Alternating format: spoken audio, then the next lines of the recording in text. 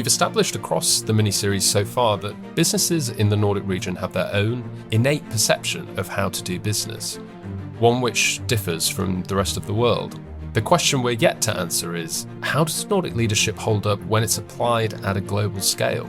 Scatec is the perfect case study for a Nordic business who refuses to sacrifice its values or operate in a manner that's untrue to itself. Even if it results in short-term pain, the focus is always on the long game.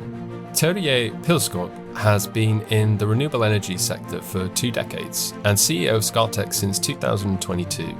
His is an intriguing view on what happens when the beloved practices of the Nordics coalesce with the chaos of global instability. Terje, it's great to have you with us today. Thank you so much for joining us. Thank you very much for inviting me. It's really great to be here. Looking forward to the conversation. Likewise. And it'd be great to get this started just by an introduction to yourself, but also Scatec as well for our listeners who may not be familiar with the business. Yeah, absolutely. Let me just get started. So personally, I came into renewables about 20 years ago. Maybe we will talk a bit about resilience later on, but been in this business for a long time through ups and downs. I came from consulting at that point in time. But initially, the first couple of years, I was in a company called Renewable Energy Corporation. We were doing basically everything upstream in the solar industry. So we were doing polysilicon, sales, wafers, modules, and everything. And this is back in 2005 to 2010, and it's when the Chinese manufacturers really started to come into the industry. And we, as a European, Norwegian company, were trying to face that competition. And it was... we all know how that ended at the end. We know that was a sort of a uphill battle, but I've been through that phase. I've seen how it has gone. I'm very familiar with what has been going on and the whole development also of the industry in China and seen how that has developed over time. And then in 2013, I started with Scatec, which is obviously on the downstream part of the industry. As you mentioned, it's an IPP with an integrated business model. So we do development of projects, we finance the projects, we construct, and we do own and operate the projects with a long-term perspective. And I think we can come back to the business model maybe at a later point in time. But through 2013 and then until 2022, I had different roles in the company as we developed and grew basically from the first project we did outside Europe in South Africa back in 2013 to becoming in principle, a global player in renewable energy, a leading player in Africa, leading player in certain markets in Latin America, in Asia, and so on. And then in 2022, when our previous CEO retired, the spot opened up, and I was lucky enough to be given the opportunity to take on that spot. And then since 2022, I've been the CEO. And as I said, there has been ups and downs through the period, obviously. Initially in 2022, it was a period where we had quite a lot of debt. Interest rates were high. We had to retract a bit. We all remember that from a capital market point of view, there was basically a period in 21 where sort of valuations and there was a bit of a hype in the capital market. And then sort of we had the need to retract a bit after that, refocus. And I think now we've been through sort of that period and now we're in a very, very strong position for capturing more opportunities going forward. Yeah, you've had a pretty transformative year, that I know, and we'll certainly come to that as we go through this conversation. Scatec is a Norwegian business, of course, but the unique part is you have a global footprint. So to what extent are you following a Nordic leadership model? So one that's built on trust and long-term thinking, some of the traits that you referenced just a moment ago, and where do you think you've had to adapt it? No, clearly we are built on trust. We have a business model where and we operate based on trust. We have a long-term perspective on the things that we're doing. But I think it's sometimes I think some people confuse trust with being naive. And I think that's sort of the important element for us. So what does trust mean for us? Well, trust means it's partly a personal thing. that you're building, that you sort of engage yourself from a personal point of view, that you as an individual, as a leader, engage with your stakeholders and with your counterparts. I think that's important. And that's maybe even a bit, it can be forgotten in Norway. You are sort of, how do you have to adapt? I mean, personal relationships, meeting up in person and showing yourself, showing your commitment personally, I believe is significantly more important in other parts of the world than what it is necessarily in the Nordic or Norwegian context. So I think showing up personally, being there, showing that you are committed to the business is an important part of being a CEO in a company like Scatec and being in the countries where we are operating. Then you build trust through being predictable, which is one of our values, and maybe we'll come back to talk about values later on.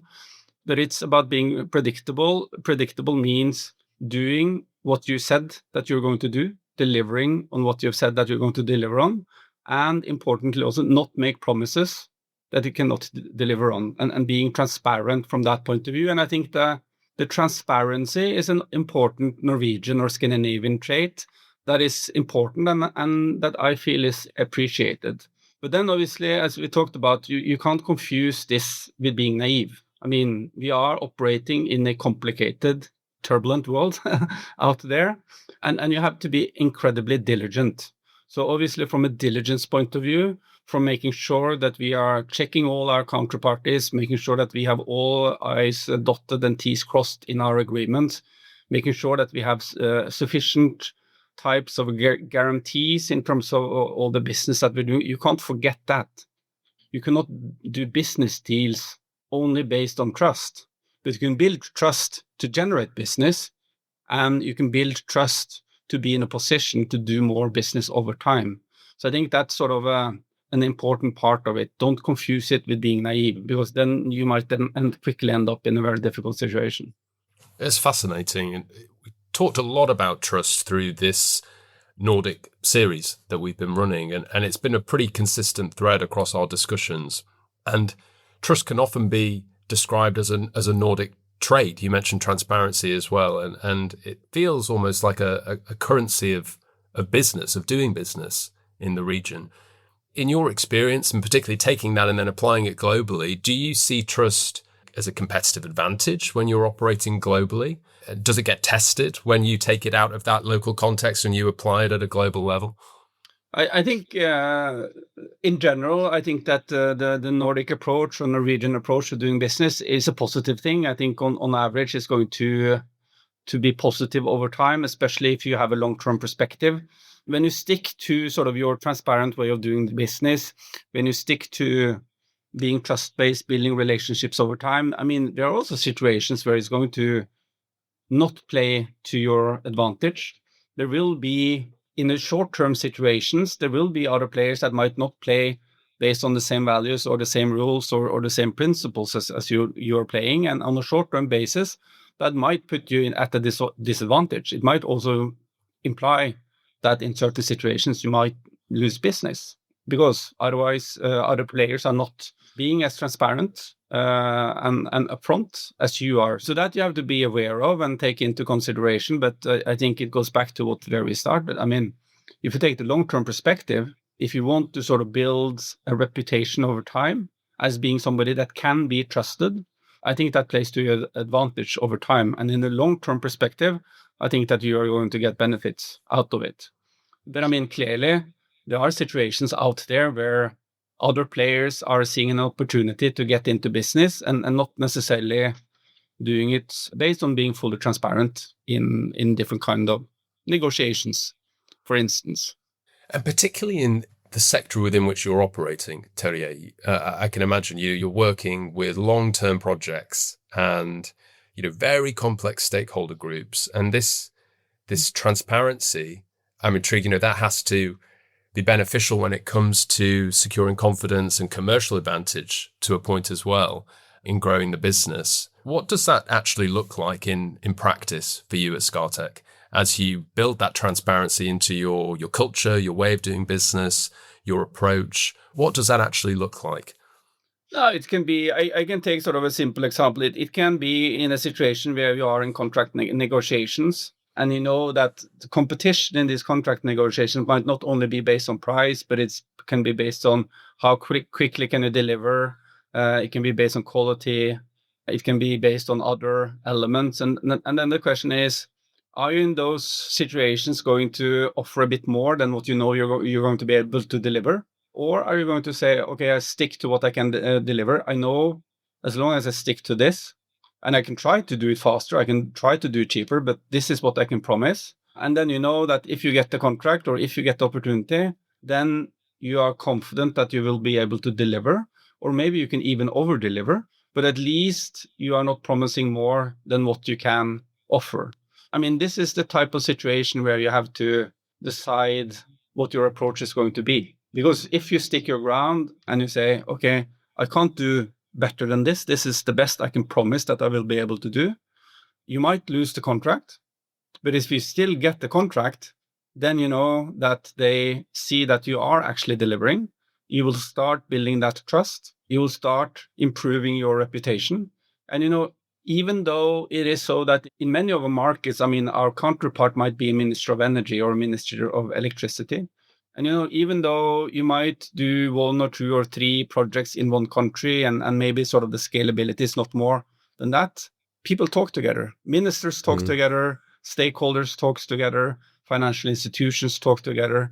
So it's also about sort of building that reputation, not only sort of in that specific commercial interface, but it's also about building a reputation that can, in principle, bring you new business over time, also in other places, and enable other stakeholders to think, okay, we have this opportunity here. We need somebody that can help us realize this opportunity. Well, I mean, this company has a good reputation for actually delivering on what they're saying they're going to deliver on. So maybe that's a good stakeholder or a good partner for us to work together with. So I think it's not always so that you immediately the next day or the next week will see the consequences of your actions, but it's about sort of making sure that you build that over time. Then we're talking about sort of maybe we're moving the concept from trust to reputation, and it sort of goes from more sort of a stakeholder or a personal relationships over sort of a institutional reputation. And, you know, I'm the CEO. I mean, okay, so I'm sort of carrying so the part of the reputation of Scatec, but I mean, it's not about me. It is about the company, right? It's about sort of what we build over time as an institution. And I think that's the important thing. And that's why, so at least from our point of view, being sort of a very international company, obviously coming out of Norway, it is so important for us to make sure that we continue to build that reputation over time. On the reputation point as well, and you spoke about that almost incremental approach to building trust there that is through your actions, and it's closely related to execution. I'm fascinated in your take on the confidence in renewables globally as well. And we know that there has been perhaps a challenge around delivery when it comes to large-scale infrastructure and renewables. What have you learned about execution that others often underestimate, or you feel has led you to success at Scatec when scaling your infrastructure and projects? Yeah, for us, I mentioned this very quickly when we started the conversation. I mean, we have an integrated business model. So what does an integrated business model mean? It means that we do the development, we do the EPC part, so we build and construct the projects, we procure all the materials, we do the financing, we own and operate over time. So we also have a long-term perspective, which is obviously important because, I mean, we build for ourselves. So clearly we want to build with quality and make sure that whatever we build is working. But I think the fact that we have this integrated business model means that we have all the capabilities and the competencies and the understanding related to what it takes to realize a project. We have it in-house. So what does this mean? It means that in principle, there should be very few surprises for us when we move forward with the project. We know what the project has to look like to be competitive in the market, to be bankable so that we can get the financing. We know what realistic timelines look like. We know what type of permits we need to get in place. So with all those capabilities in-house, we can put together a team and make sure that we have a good understanding of the project before we get going. And the good thing with being an integrated and having all of these things in-house is that also if there are surprises, if suddenly panel prices increase momentarily, interest rates go up, other permitting surprises are happening, we sort of have a total team and total insight into the project, and we can figure out how to mitigate those things and how to accommodate changes in the project and still be able to move forward. So I think it's partly, from my point of view, it's partly that the fact that we have that integrated model. I mean, we have done projects in more than 20 different countries over the last 10 years. So we've seen a lot of stuff, and I just call it stuff for lack of a better word. So we know how to prepare also for unexpected things to happen. So I think it's sort of that experience base and being able to apply that experience base to the new projects and make sure that we assess projects in a good way. And you talked about trust, and we talked about sort of trust versus being naive. There's nothing naive in terms of how we assess a new project. I mean, with the diligence that we go in and scrutinize it, obviously. I'm fascinated by all of those different markets within which you're operating as well, how that confidence or the ability to build confidence changes or fluctuates. So you spoke there about that integrated model and I guess the holistic approach that you're taking. Do you find there's commonalities in the needs of particular markets or regions when it comes to building confidence in renewables, or are you also spotting nuances and needs to adapt to the, let's say, the appetite from different regions?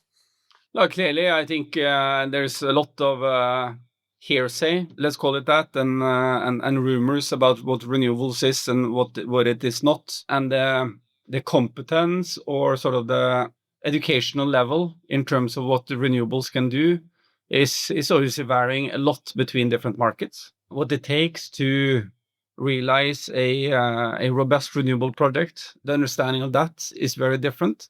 And then I think it's we also have to respect that technological development within the renewable space.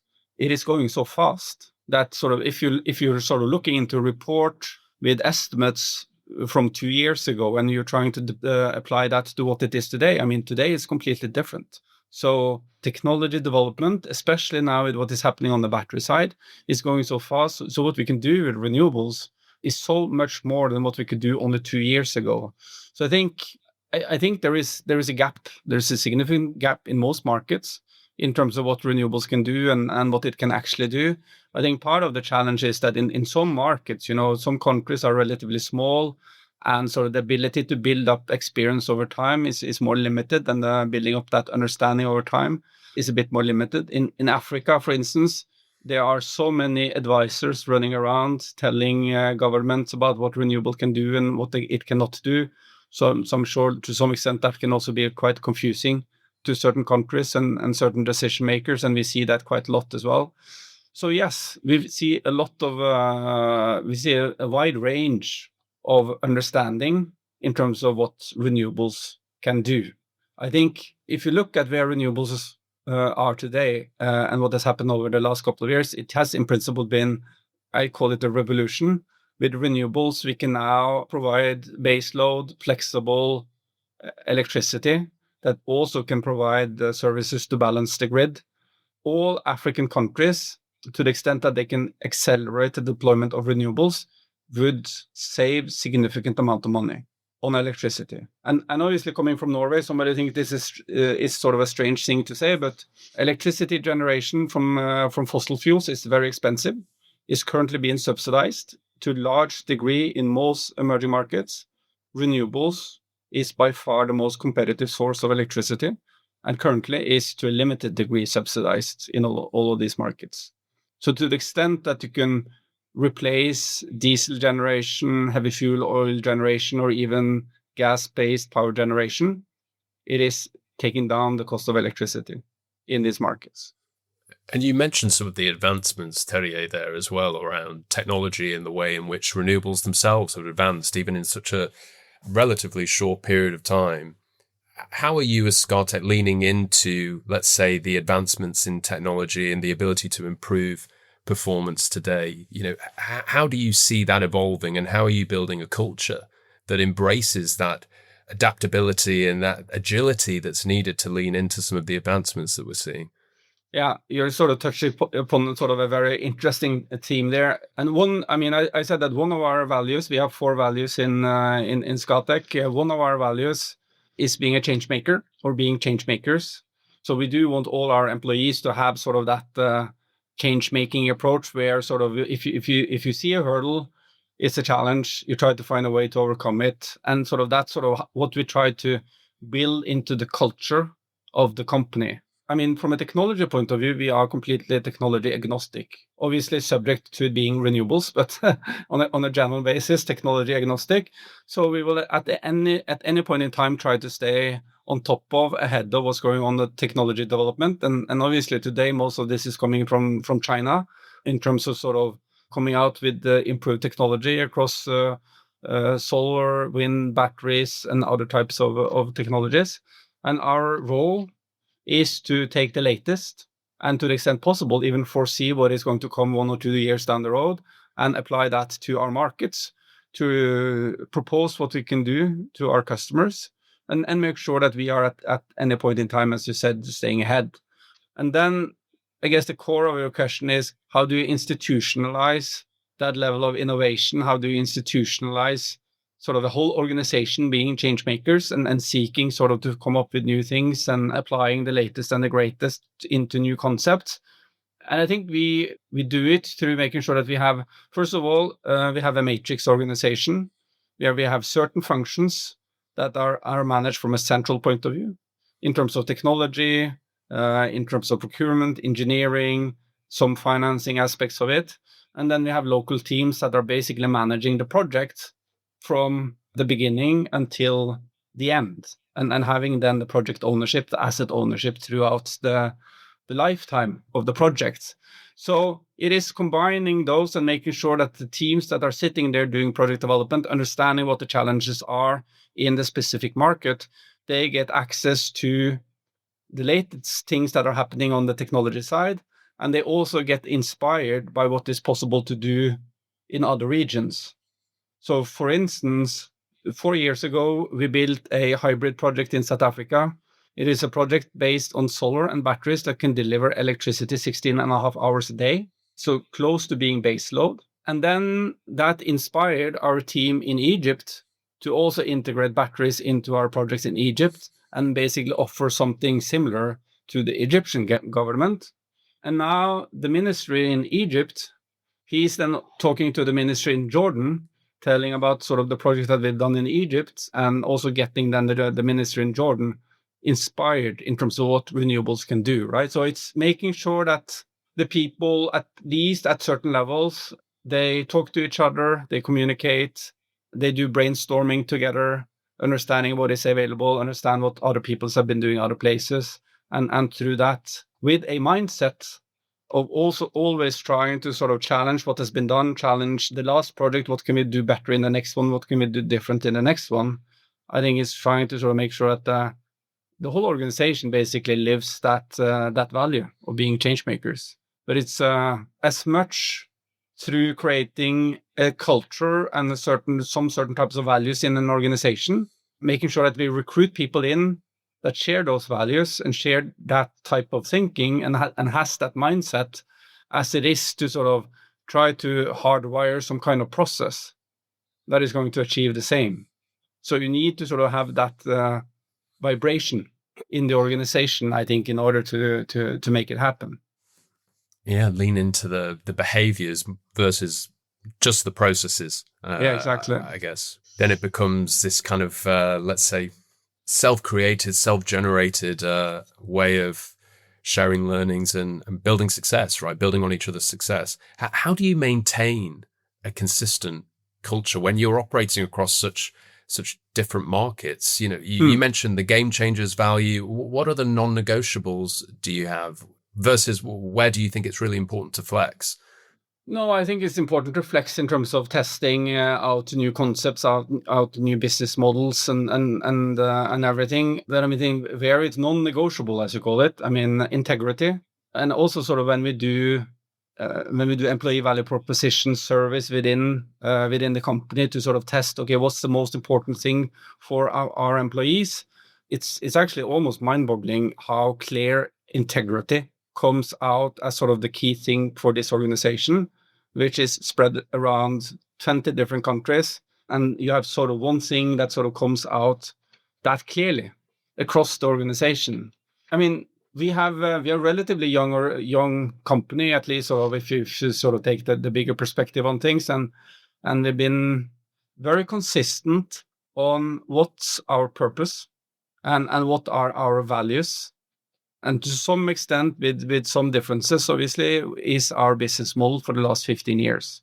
So I think that consistency is incredibly important, because, I mean, if you try to change this on a regular basis, it's going to be very challenging. So I think it's one of the things that I'm most proud about when it comes to the company is the consistency with purpose.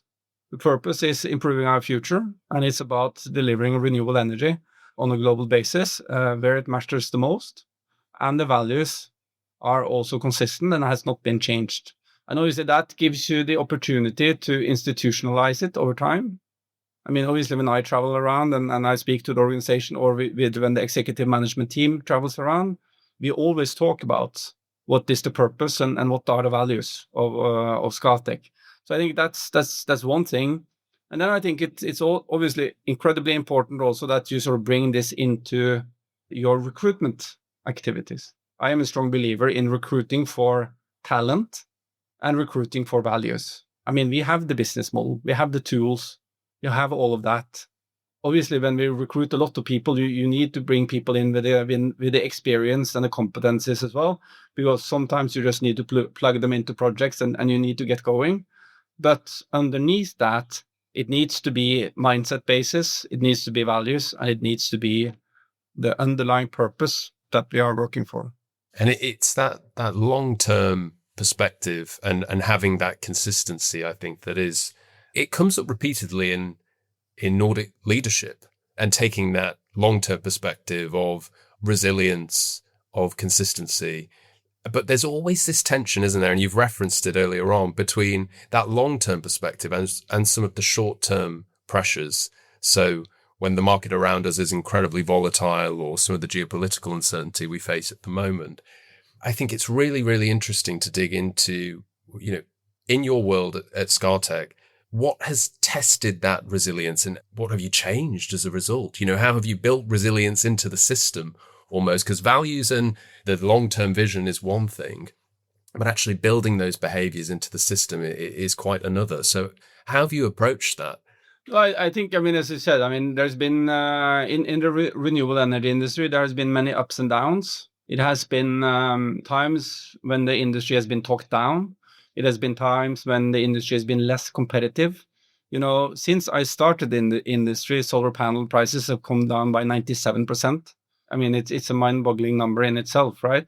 But I think sort of how do you build resilience? I think that goes back to what we talked about initially.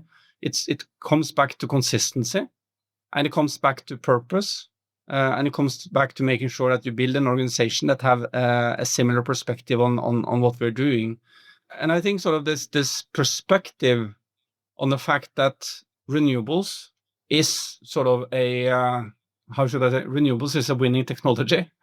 I think we can also talk about the fact that renewables, for many of our employees, renewables, it's about having a positive impact. It's a positive element in it that you can bring with us. And that gives you an additional sense of purpose, sense of meaning related to the work that you're doing. And at least for me, I think that is important. But that also means that if you have that, you're able to take a long-term perspective, and you're also able to take some hits during the journey, where you sort of have to say, okay, now things are not looking that great, but we do still believe in the long-term perspective on what we're doing. Obviously, it's I'm not going to go sort of all the way over and say that this is an idealistic type of setup, that we are operating more or less like and having a purpose like an NGO. It's certainly not that, because we are a stock listed company. We are reporting results on a quarterly basis, and as you said clearly, especially as a management team, there is this tension, right? You need to deliver on a quarterly basis, and at the same time, you believe that you're working on something which has a long-term perspective. So that tension is clearly there. I think it's the task of the executive management team to try to sort of to manage and be the buffer between some of the ups and downs of the external market relative to sort of the more longer term perspective that we're working on in our projects in our specific markets. So I think that's one of the things that we work on and is really the task. Because I mean, there has been, as I said, just when I came in as CEO, there were clearly sort of a more challenging period from a capital market point of view. I mean, there had been certain expectations that had been set that we had met as a company. There was a bit of distrust in the market. There were high interest rates at a certain point in time that was negative for us and negative for the industry. So there are those times where you sort of have to get through those and manage those situations as well. But I think in those situations you have to try to buffer the external versus the internal and make sure that you can continue to believe in what you're doing, believe in your purpose, and believing in the future of the industry. And finding that balance, isn't it, between being reactive to the short-term needs and pressures, but so too keeping that long-term vantage point and inspiring people to maintain their belief. Belief is such an important word, and we probably don't talk about it anywhere near as much as we should, but it's so integral to building a culture that can thrive through difficult times, isn't it? And through the ups and downs. And clearly, Terje, it's working. I mean, if I just zoom into Scatec itself for a moment, you've had a fantastic 2025 last year, strong growth and, record project pipeline.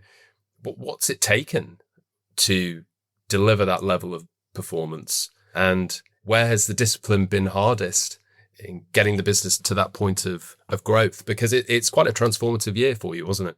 It is a very transformative year, and clearly there are certain things that have sort of come at the same time from a timing point of view that sort of has maybe made the impact a bit bigger. But I think part of what we have been working on over a number of years is that we've been working on focusing our business.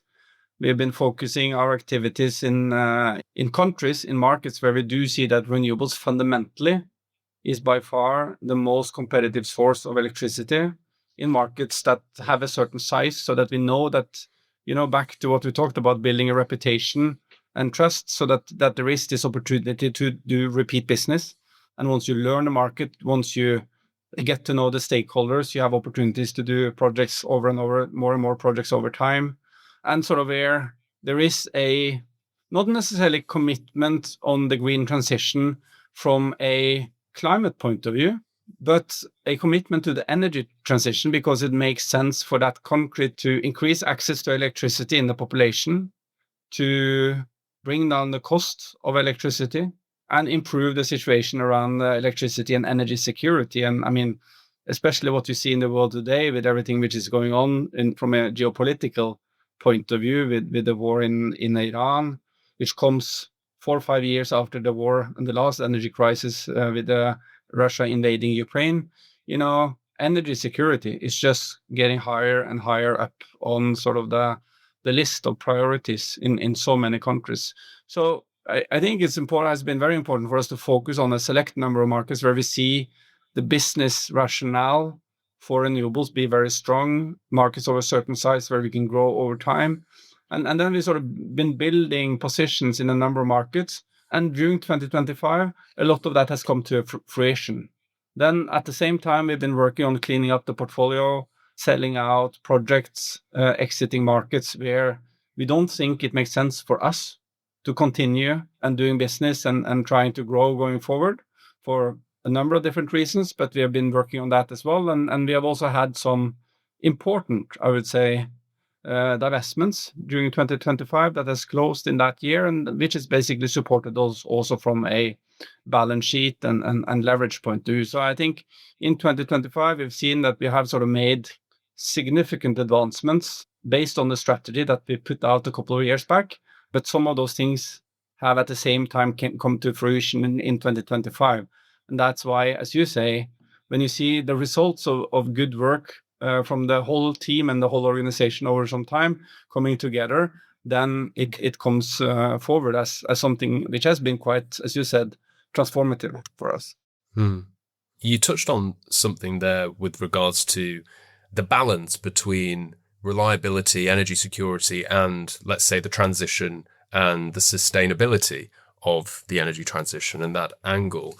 It's quite a pragmatic approach, isn't it, that is required at the moment in balancing between those two, let's say, sides of the fence, though they not need be separate sides of the fence. How are you balancing that, let's say, narrative or position between reliability and sustainability? Because it's so important, but particularly when it comes to renewables and building confidence in renewables, isn't it? Yeah, and I guess I don't really see the contradiction in between reliability and sustainability. I think that if you think about renewables, and again, it goes back to the markets where we focus and where we believe that we have the strongest position. I believe that renewables, with everything which has happened now in terms of the technology development, with renewables, we can provide reliable, predictable baseload and flexible power, combining solar, batteries, and wind. You might not be able to deliver on 100% 24/7 every day, every part of the year, but you can deliver enough. And if you're a small country in Africa where you have 12 hours of load shedding without access to electricity every day, getting 20 hours at a cheaper price is a significant improvement, even though you don't get immediately to 24/7. So this is also something I, at least sort of in the poorer countries in the world, something I try to sort of emphasize a lot. I do also emphasize it towards the EU in terms of regulations in the EU. You cannot let the perfect become the enemy of the good. You don't have always to look for the perfect solution. Look for improvement. Look for a journey to something which is going to get you to a better place. But don't think that you should get to the perfect solution immediately. You don't have to do that, because that solution is maybe not there. So that may slow you down actually at the end. It might be much quicker way to sort of do those incremental improvements over time. So for me, this sort of narrative of don't look for the perfect solution, look for the good solutions that will drive you in the right direction. I think it's incredibly important. And I think from a regulatory point of view, in many situations, unfortunately, governments are overcomplicating things. I think in so many parts of the world, speed is so important. Because, there are so many places where energy costs are too high, energy security is low, electricity penetration is low. And there, I think sort of we should, as a world, be able to move much faster and implement energy solutions much quicker than what you do. So I don't know if that answered your question, but I don't really see that there is a contradiction between those two things, because I do believe that renewable energy, with the technology that we currently have, is something that can provide a sustainable solution, but also a reliable solution. And it's framing and communicating the solutions in that way, isn't it? That avoids the political divisiveness with which they're being interpreted in some markets. But it does take that pragmatism. And Norway is, particularly when it comes to energy and innovation within energy and security within energy, a world leader. And the premise of this Nordic series is very much about Norway itself and the Nordics being at an inflection point, or perceived to be at an inflection point at the moment globally. Is that something that you agree with, Terje? How do you interpret that, and what do you think has changed? No, my perspective, and obviously it's influenced by the type of business that we are doing. I think Norway is coming from a point of view when it comes to incredible strength.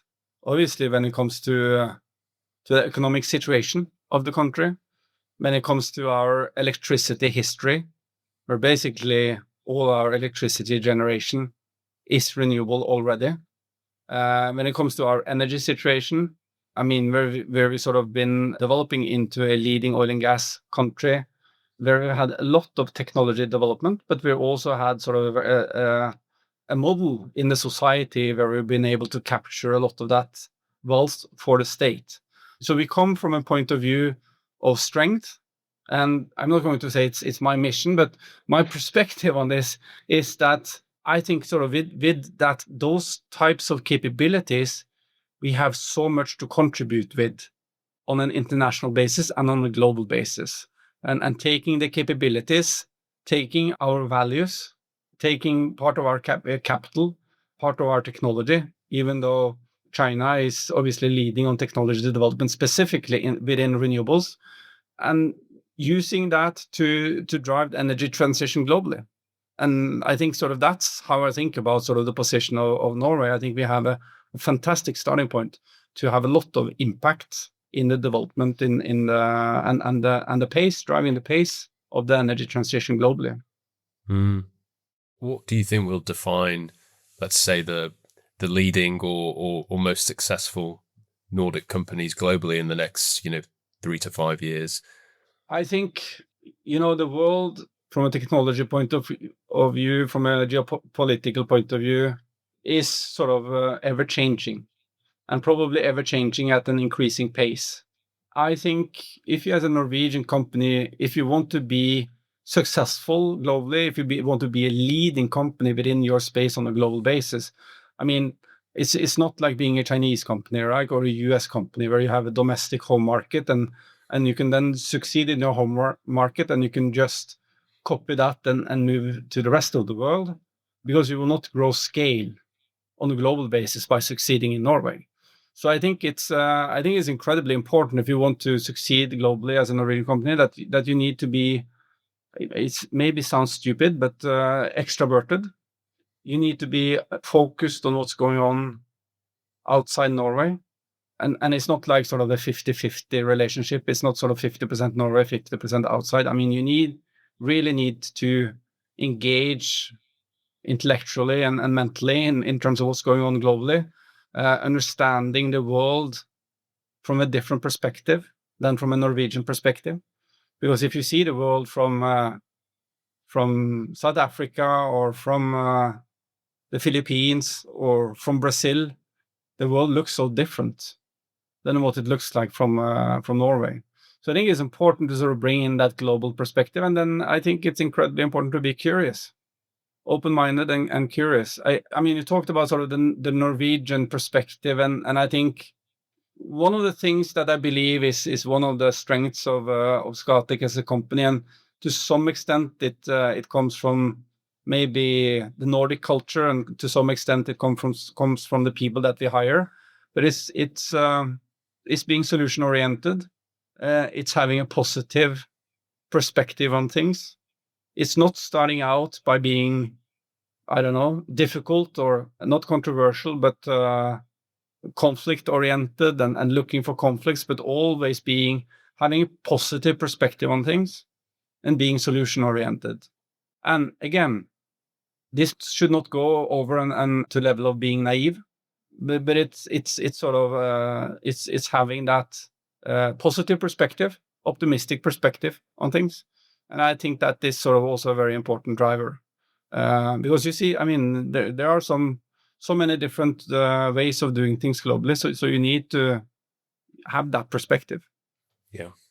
Well, Terje, I must say it's been such an interesting conversation to hear how you've interpreted and applied some of these maybe innate qualities and values, but applied them so successfully at a global level, and the impact that you're making and the progress you're making towards achieving your vision. So thank you so much for joining us on this Pivot Points conversation. And I'm sure our listeners will have taken a lot from this. So really appreciate your time. Thank you very much. Thank you for having me.